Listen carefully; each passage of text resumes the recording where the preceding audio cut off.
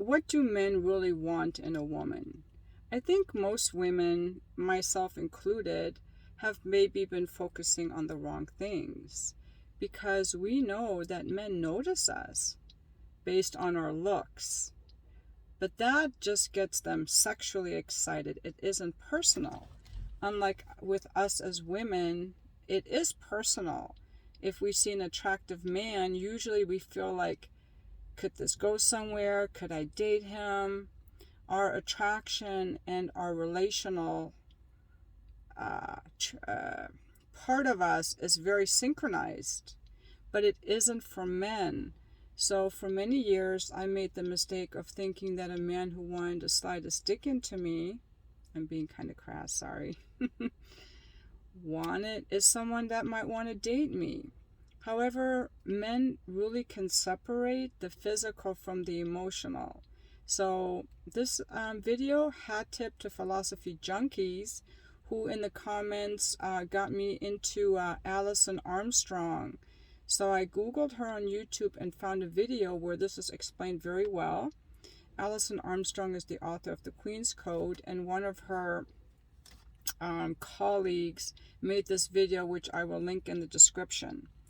There are two kinds of ways that men can like you, and in a relationship they will have both ways. There's sexual attraction and there's affection. The majority of men that notice you and give you attention are feeling only the first. They're feeling the sexual attraction. And what makes a man feel sexually attracted, according to research, are 4 things: shiny hair, a curvy body. I have to look at this again. Sensuality and sexual energy that will make them want to fuck you. And that's all they will want. Now, if you want a man to actually feel charmed and enchanted by you, you can't just go by the physical. You have to have these following factors. Oh, I forgot to say, when a man feels sexual attraction for you, he wants to take. He wants to take your body. He wants to take your time. He just wants sex from you. He doesn't want to invest in you, or he doesn't care how you feel or what you want. He's just taking. And some men, I'm going to say that some men operate at that, only at that level. I'm going to put the chads in that category, the guys who spin plates. They just go from one woman to the next because they can, and they're just feeling that sexual energy. That's all they will let themselves ever feel.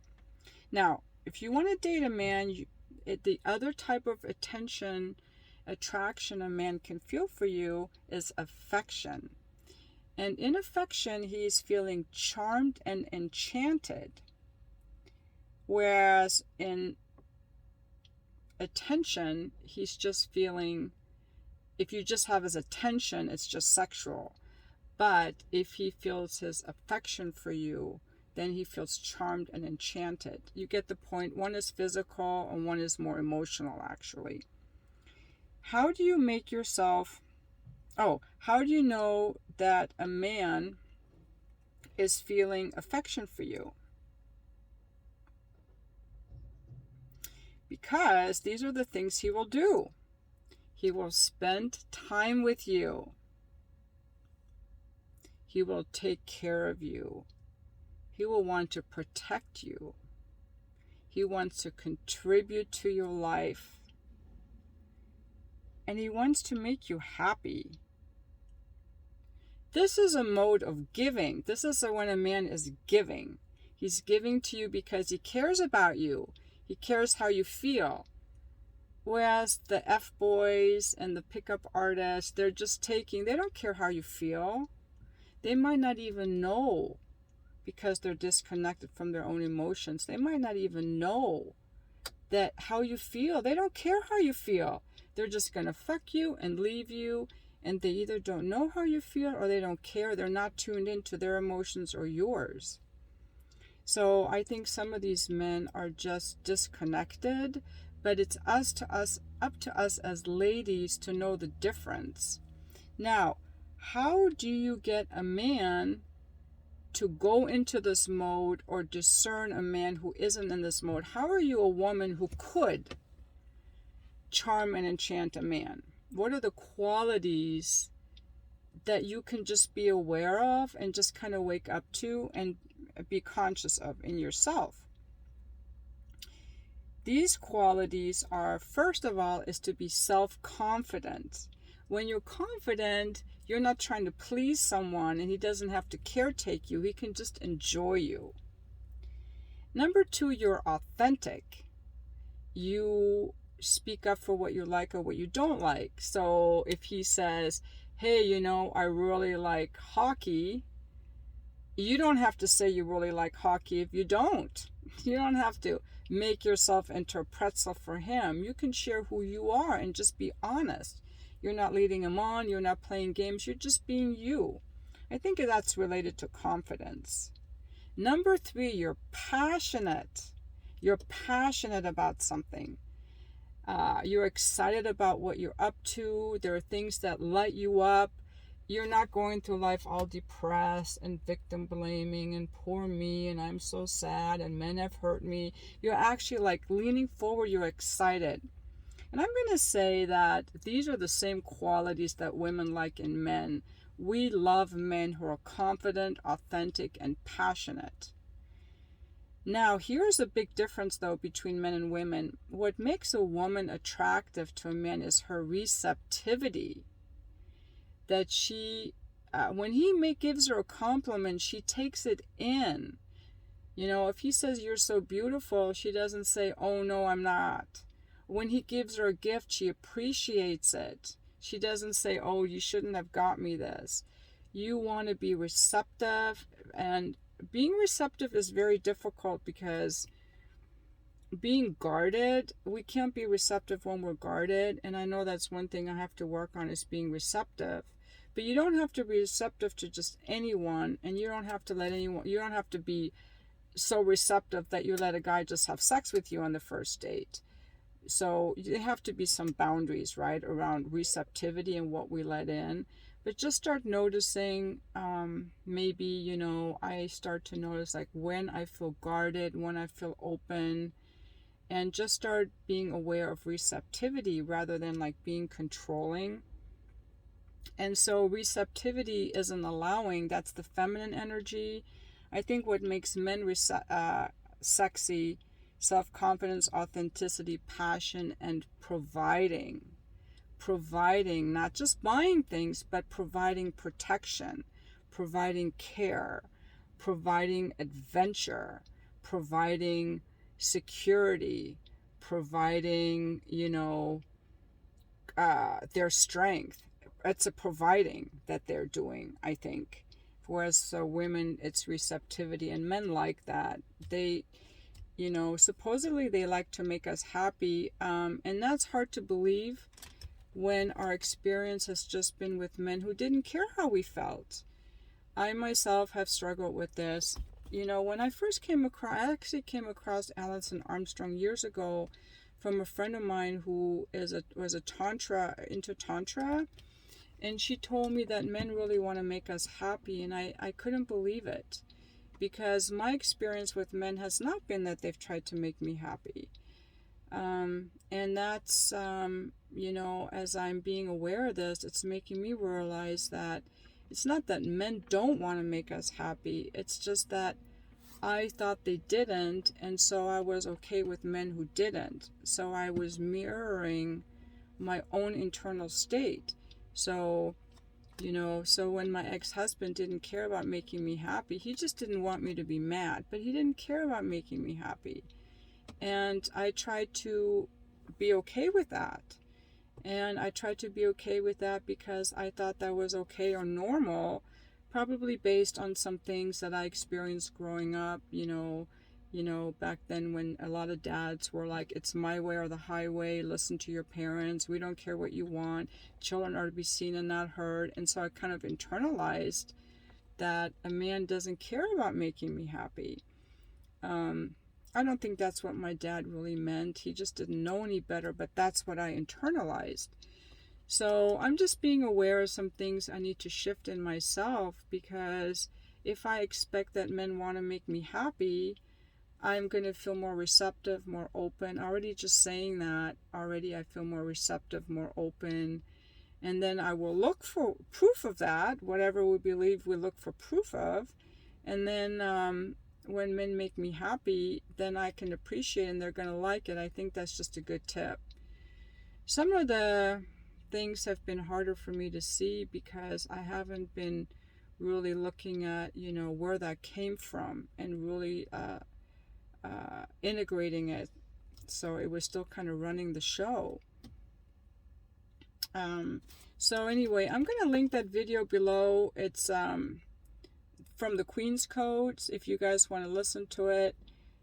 So I think that was a really good talk.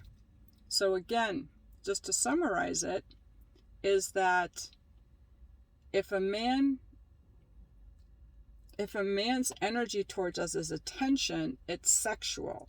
Our shiny hair, shapely body, sensuality, and mostly our sexual energy, it makes them want to have sex with us. And that's a taking, if that's all they want. Whereas when a man is actually feeling affection for us, he wants to provide. He wants to make us happy and give to us and protect us. And the way that we can ensure that we attract those men and weed out the others is just by being women who are passionate about something, authentic, confident, and receptive.